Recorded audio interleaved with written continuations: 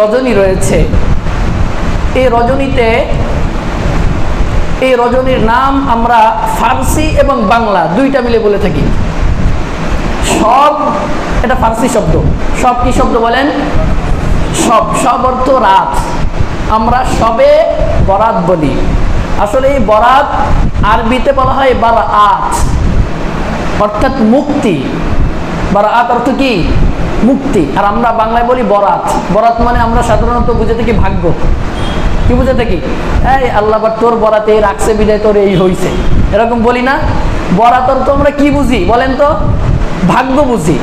কিন্তু আসলে এটা হলো বারাআত। বারাআত অর্থ মুক্তি, দায়ী মুক্ত হওয়া। তাহলে সব অর্থ রাত আর বারাআত অর্থ দায়ী মুক্ত, অর্থাৎ সবে বারাত অর্থ মুক্তির রজনী। মুক্তির রজনী। এই সবে বারাতের রাত্রে আল্লাহ পাক রব্বুল আলামিন অসংখ্য অগণিত বান্দাকে মাফ করে দিয়ে থাকেন। জাহান্নাম থেকে মুক্তি দিয়ে আল্লাহ পাক জান্নাতে দাখিল করে দেন এই সবে বারাতের রাতে। এই জন্য সবে বারাত অর্থ হলো মুক্তির রজনী। এটা তো আমাদের প্রচারিত ভাষা। হাদিসের ভাষা কি? শবে বরাতকে হাদিসের ভাষায় কি বলা হয়? লাইলাতুন নিসফি মিন শাবান, অর্থাৎ শাবান মাসের নিস, অর্থাৎ অর্ধ শাবানের রাত্র। তো অর্ধ শাবান বলে 15 তারিখ, অর্থাৎ 14 তারিখ দিবাগত রাত্র। আরবি মাসের রাত আগে আসে, দিন পরে আসে। সূর্য ডুবে গিয়েছে তো তারিখ শুরু হয়ে গেছে আরবি মাস অনুযায়ী। তো হাদিসের ভাষ্য অনুযায়ী কি বলে? লাইলাতুন নিসফি মিন শাবান, লাইলাতুন নিসফি মিন শাবান। সবাই বলেন লাইলাতুন নিসফি মিন শাবান, লাইলাতুন নিসফি মিন শাবান। এটা হাদিসের ভাষ্য অনুযায়ী। এই শাবান মাসের অসংখ্য অগণিত ফজিলত বর্ণিত রয়েছে, হাদিসের মধ্যে বর্ণিত রয়েছে। এই শাবান অর্থ কি জানেন? শাবান অর্থ বিস্তৃত। শাবান অর্থ বিস্তৃত, ছড়িয়ে পড়া, চতুর্দিকে ছড়িয়ে পড়া। অর্থাৎ শাবান মাসে আল্লাহ পাক বিশেষ কিছু রহমত বর্ষণ করেন। এই রহমতগুলো আল্লাহ পাকের এই রহমত এই পৃথিবীর চতুর্দিকে বিস্তৃত হয়ে পড়ে, ছড়িয়ে পড়ে। এই মাসে আল্লাহ পাক বান্দাদের উপরে রহমত বিস্তৃত করেন। এজন্য এই মাসটার নাম হয়েছে শাবান। শাবান অর্থ বিস্তৃত। শেখ আব্দুল কাদের জিলানী রহমাতুল্লাহি আলাইহি শাবান নিয়ে কিছু ব্যাখ্যা করেছেন। শাবান লিখতে আরবিতে অক্ষর লাগে 5টি। কয়টি? 5টি। শিন, আইন, বা, আলিফ, নুন। শিন, আইন, বা, আলিফ আর নুন। তো শিনে উনি ব্যাখ্যা করেছেন, শরফুন। শরফুন অর্থ হলো সম্মান। শরফুন অর্থ কি বলেন? সম্মান। আর আইনে উনি ব্যাখ্যা করেছেন উলুউন। উলুউন অর্থ সমৃদ্ধ। শিন, আইন, বা, বাতে উনি ব্যাখ্যা করেছেন বিররুন। বিররুন অর্থ হলো নেকি। আলিফে উনি ব্যাখ্যা করেছেন উলফাত। উলফাত অর্থ হলো ভালোবাসা, মিল, মোহাব্বত। আর নুনে উনি ব্যাখ্যা করেছেন নূর, অর্থাৎ আলো। এই শাবান মাসে আল্লাহ পাকের বান্দারা যারা শাবান মাসে আল্লাহ পাকের কাছে বেশি বেশি গুনাহ ক্ষমা চাইবে, আল্লাহ পাকের ইবাদত বেশি বেশি করবে, নফল ইবাদত করবে, আল্লাহ পাক রব্বুল আলামিন তাদেরকে সম্মান, সমৃদ্ধ, নেকি, ভালোবাসা এবং আলো দ্বারা বিস্তৃত করে দিবেন। বলেন সুবহানাল্লাহ। এই শাবান মাসের সবথেকে বড় ফজিলতপূর্ণ দিনটা হলো লাইলাতুন নিসফি মিন শাবান, অর্থাৎ আমরা যেটাকে শবে বারাত বলে থাকি। এটা কয় তারিখে পড়তেছে? 29শে মার্চ, সোমবার দিবাগত রাত্রে। 29শে মার্চ সোমবার দিবাগত রাত্রে, অর্থাৎ ওই রাত্রে ইবাদত করতে হবে। আর মঙ্গলবারের দিনটায় আমাদের সওম পালন করতে হবে, রোজা রাখতে হবে। এবার আসেন আমরা এই শবে বারাতের যে কোরআন এবং হাদিস দ্বারা প্রমাণিত কি না। অনেক সময় দেখা যায় এখন অনলাইনের যুগ, অনেকের বাসা বাড়িতে নেট কালেকশন রয়েছে, অনেকে ইউটিউব দেখে থাকেন। তো যখন কোনো বিশেষ কোনো আমলের দিন আসে, অনেক ভাইরা ইউটিউবে বিভিন্ন বক্তাদের আলোচনা শুনে থাকেন যে শবে বরাত সম্পর্কে কি কি ফজিলাত রয়েছে একটু শুনি। তো তখন দেখা যাচ্ছে হঠাৎ করে আপনার সামনে চলে আসছে যে শবে বরাত এটা ভিত্তিহীন। আছে কি আছে না বলেন, কথা বলেন, আছে কি আছে না? কিছু বিভ্রান্তিকার লোক রয়েছে যারা বিভ্রান্তি ছড়ানোর জন্য উম্মাতের মধ্যে সর্বক্ষণ লেগেই থাকে। হ্যাঁ, তবে কথা হলো শবে বরাত নিয়ে কিছু বাড়াবাড়িও রয়েছে যেগুলো ইসলামে নিষিদ্ধ। শবে বরাত নিয়ে কিছু বাড়াবাড়িও রয়েছে যেটা ইসলামে নিষিদ্ধ। আমাদের কিছু ভাইরা আছে শবে বরাতকে পুরাই অস্বীকার করেন, আবার কিছু ভাই আছে অতি উৎসাহিত হয়ে শবে বরাতকে মেলা গুরুত্ব দিতে গিয়ে বাড়াবাড়ি করেন। তো একদম অস্বীকারও করা যাবে না, আবার শবে বরাতকে সামনে রেখে অতিরঞ্জিত বেশি বাড়াবাড়িও করা চলবে না। তাহলে কি করতে হবে? হাদিসের মধ্যে সহিহ হাদিসে যেটা বর্ণিত রয়েছে সেই অনুযায়ী আমাদের আমল করতে হবে। সহিহ হাদিসে যেটা বর্ণিত রয়েছে সেই অনুযায়ী আমাদের আমল করতে হবে। ইবনে মাজার এক হাদিস আপনাদেরকে শোনাই, এটা শবে বরাতের ফজিলত সম্পৃক্ত হাদিস।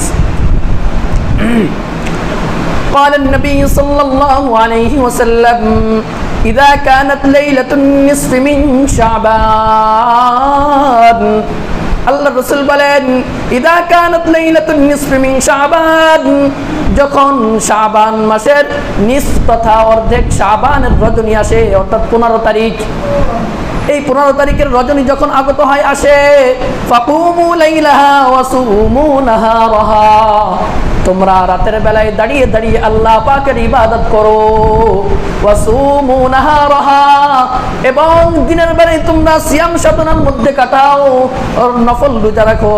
ফাইন্নাল্লাহা তাআলা, এরপরে আল্লাহ পাকের রাসূল বলেন নিশ্চয়ই আল্লাহ তাআলা ইয়ানজিলু ফিহা বিগুরুবিশ শামসি ইলাস সামাইদ দুনিয়া, যখন সূর্য ডুবে যায় আল্লাহ পাক রব্বুল আলামিন এই প্রথম আসমানে চলে আসেন, এসে কি করেন? আল্লাহ পাক ঘোষণা করতে থাকেন আলা মিন মুস্তাগফিরিন ফাগফির লাহ, এমন কোন বান্দা আছে কি যে গুনাহে জর্জরিত, সারাটা জীবন গুনাহের মধ্যে কাটিয়েছো, আমার কাছে গুনার জন্য ক্ষমা চাইবে, ফাগফির লাহ, আমি তার গুনাহকে ক্ষমা করে দিব। এভাবে আল্লাহ পাক শেষ আসমানে এসে ঘোষণা করতে থাকেন আলা মিন মুস্তাগফিরিন ফাগফির লাহ, এমন কোন বান্দা আছো কি আমার কাছে গুনাহ ক্ষমা চাইবে, আমি তার গুনাহকে ক্ষমা করে দিব, মাফ করে দিব।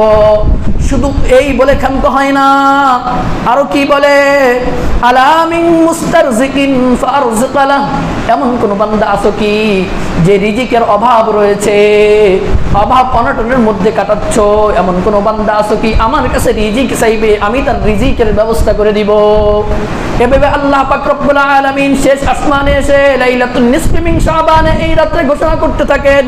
শুধু তাই নয়, আলা মিন মুবতালান ফাওয়াফিয়া লাহ, এমন কোন বান্দা আছে কি যে বিপদ আপদের মধ্যে পড়েছো, অনেক বিপদে জর্জরিত, আমার কাছে বিপদ থেকে আশ্রয় চাইবে, আমি তার বিপদ মুক্ত করব। এভাবে আল্লাহ পাক রব্বুল আলামিন বান্দাদের খুঁটিনাটি বিষয়, বান্দার কি কি প্রয়োজন, এমন প্রয়োজনীয় বিষয়বস্তু নিয়ে আল্লাহ পাক শেষ আসমানে এসে ঘোষণা করতে থাকেন যে বান্দা আমার কাছে চাও, আমার কাছে চাও, আমি তোমার চাওয়াকে পুরা করব, আমি তোমার চাওয়াকে পুরা করব। আমাদের কত চাওয়াই না থাকে বলেন, আমাদের চাওয়ার কি শেষ আছে? বলেন আমাদের চাওয়ার শেষ আছে? ক্ষুদ্র ক্ষুদ্র বিষয় আমাদের চাওয়া থাকে।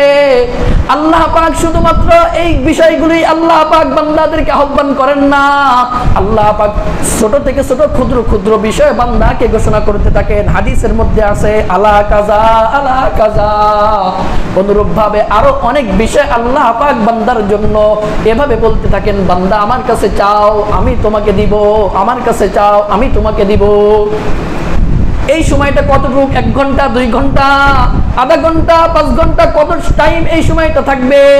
হাদিসের মধ্যে আল্লাহ রাসূল বলেন হাত্তা ইয়াতলু আল ফাজর, যখন সূর্য ডুবে যায় তখন আল্লাহ পাক শেষ আসমানে চলে আসেন হাত্তা ইয়াতলু আল ফাজর, ফজর উদিত হওয়ার পর্যন্ত, অর্থাৎ ফজরের ওয়াক্ত আসার পর্যন্ত সারা রাত্র বান্দার জন্য আল্লাহ পাক শেষ আসমানে এসে ঘোষণা করতে থাকেন। সুবহানাল্লাহ।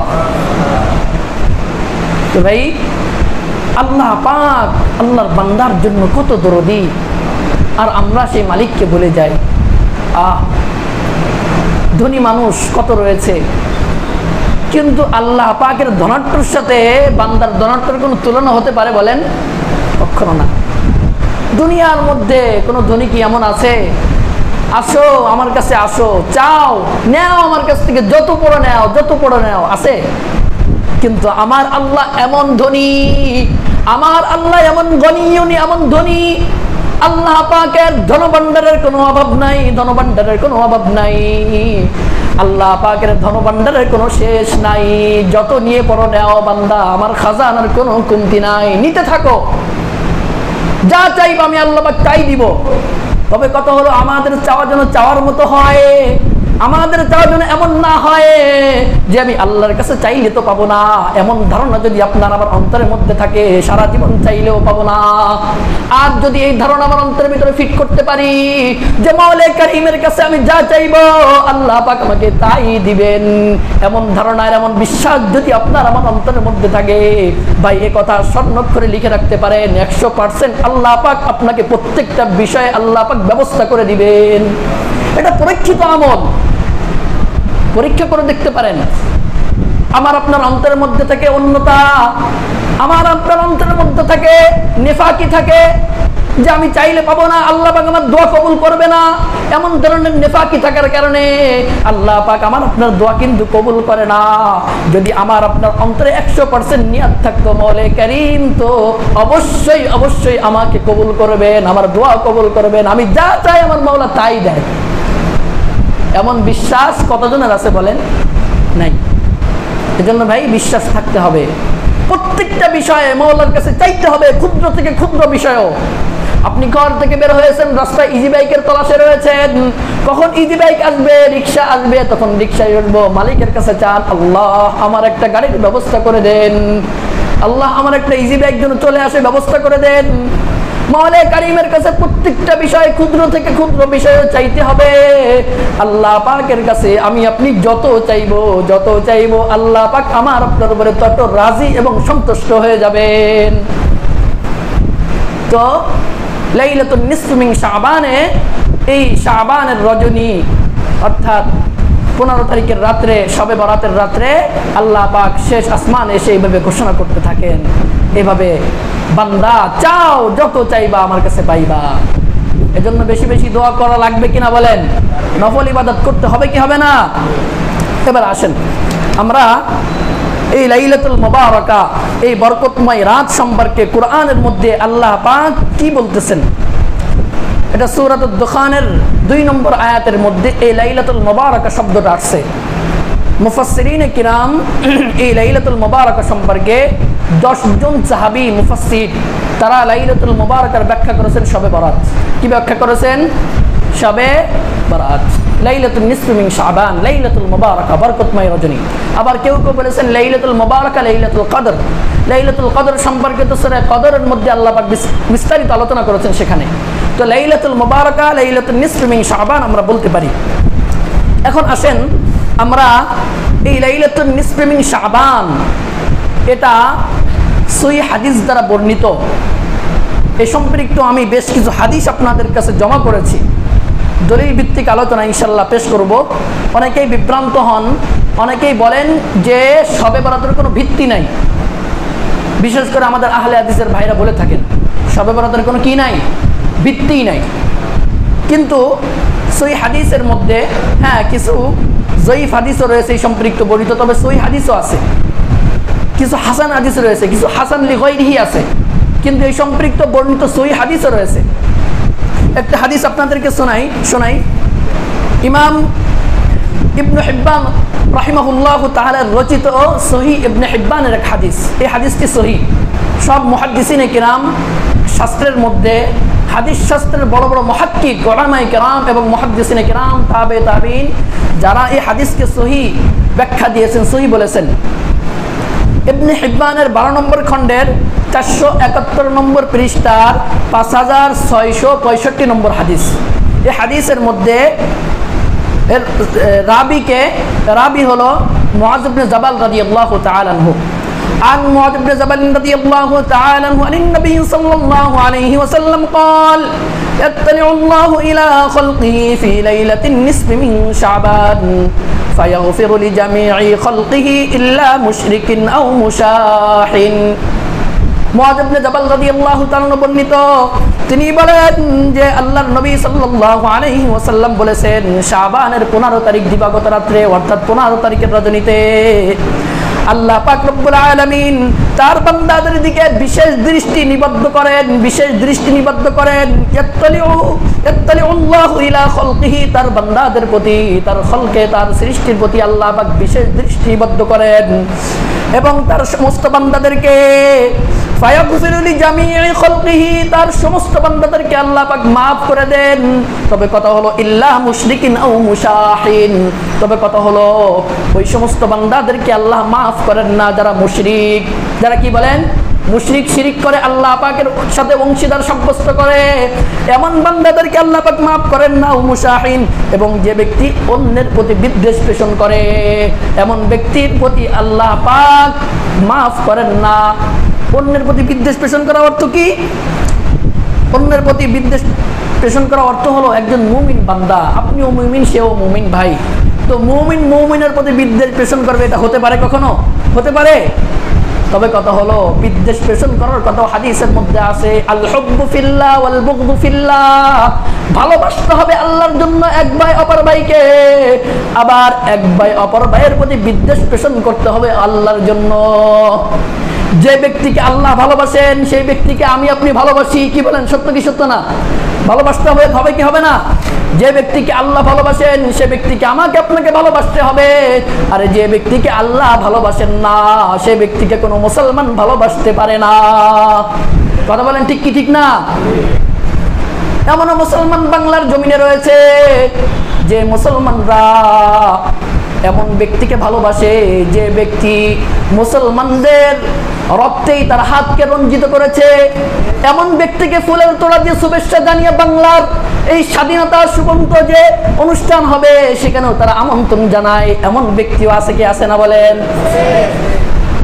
আফসোস লাগে গুজরাটের কসাই মোদি নাম শুনছেন বলতে দ্বিধাবোধ নাই এখানে আমাদের অবশ্যই অবস্থান থেকে প্রত্যেকের অবস্থান থেকে আমাদের প্রতিবাদ করা ইমানি দায়িত্ব আজকে যদি প্রতিবাদ না জানাই কাল কিয়ামতের ময়দানে আল্লাহর বিচারের কাঠগড়ায় দাঁড়িয়ে আমি ইমাম সাহেব খতিব সাহেব আল্লাহর কাছে কি জবাব দিব বলেন কি জবাব দিব আজকের আমার মুসলমান ভাই আমার মুসলমান মা এই ভারতের মধ্যে কত নির্যাতিত হয়েছে আল্লাহু আকবার আপনারা দেখেছেন মিডিয়াতে এই কসাই মোদি কি পরিমাণ নির্যাতন করেছে তার হুকুমে ভারতের অসংখ্য মসজিদকে ভেঙে গুড়িয়ে দেওয়া হয়েছে তার হুকুমে আমার মায়ের ইজ্জতকে হানি করা হয়েছে তার হুকুমে বাবরি মসজিদের স্থানে রাম মন্দির স্থাপন করার যে রিট তার হুকুমে পাশ হয়েছে এমন মোদিকে আমরা অন্তর থেকে ভালোবাসতে পারি না যে মোদির হাত মুসলমান বোনের মুসলমান ভাইয়ের রক্তেই রঞ্জিত এমন মোদিকে আমরা ওয়েলকাম জানাইতে পারি না এমন মোদিকে আমরা জুতার জেতা পিটা করতে প্রস্তুত যদি কোনো মুসলমান তাকে ভালোবাসে সে মুসলমানকে আমরা ভালোবাসতে রাজি নই কারণ আমার আল্লাহ স্বয়ং বিদ্বেষ পোষণ করার কথা বলেছেন স্বয়ং আমার আল্লাহ এমন ব্যক্তিদের উপর বিদ্বেষ পোষণ করার কথা বলেছেন কোন মুসলমান ইমানদার এই মোদিকে অন্তর থেকে ভালোবাসতে পারে না যেখানে আমার আল্লাহ বিদ্বেষ পোষণ করার কথা বলেছেন মুসলমান ফুলের তোড়া শুভেচ্ছা জানাও তাদেরকে লজ্জা লাগে না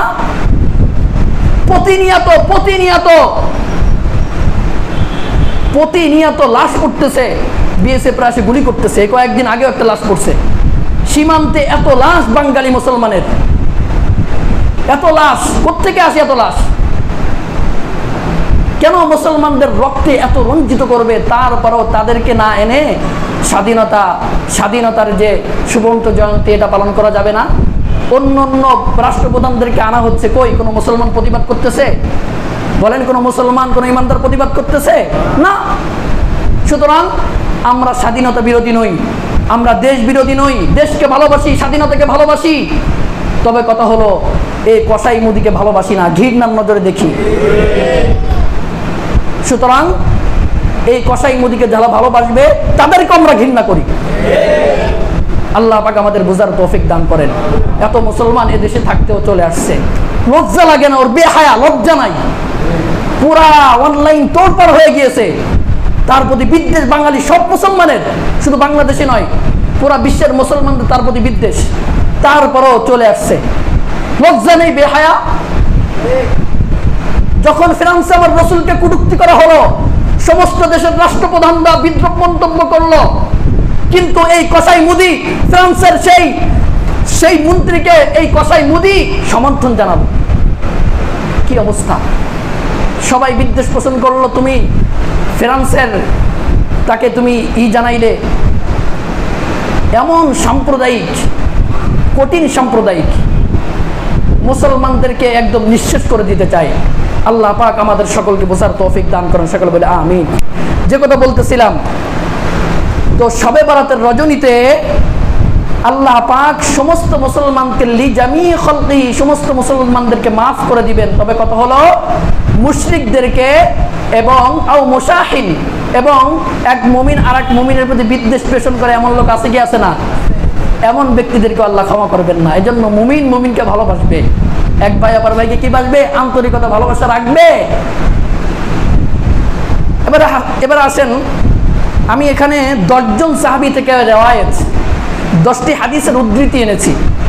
হাদিস বলার এখন সময় নাই, শুধুমাত্র সংক্ষিপ্তভাবে রিওয়ায়াতগুলি আপনাদের সামনে বর্ণনা করব, যে শবে বরাত হাদিস দ্বারা সাব্যস্ত কোরআন এবং হাদিসের আলোকে এই সম্পর্কিত আমি 10টা রিওয়ায়াত এনেছি।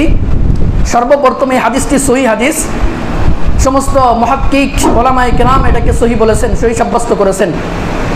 হযরত মুআয ইবনে জাবাল রাদিয়াল্লাহু তাআলা থেকে বর্ণিত, ইবনে হিব্বানের 5665 নম্বর হাদিস, এই হাদিসটি সহিহ। দ্বিতীয় নম্বর, হযরত আবু বকর রাদিয়াল্লাহু তাআলা বর্ণিত মুসনাদে বাজ্জাজের মধ্যে হাদিস আসছে, এই হাদিস নম্বর 80 নম্বর হাদিস, এই হাদিসটি হাসান।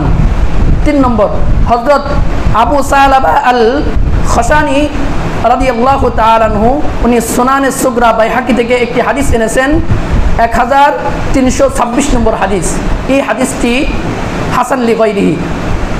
হযরত ইবনে ওমর রাদিয়াল্লাহু তাআলা আনহু, ইবনে ওমর থেকে বর্ণিত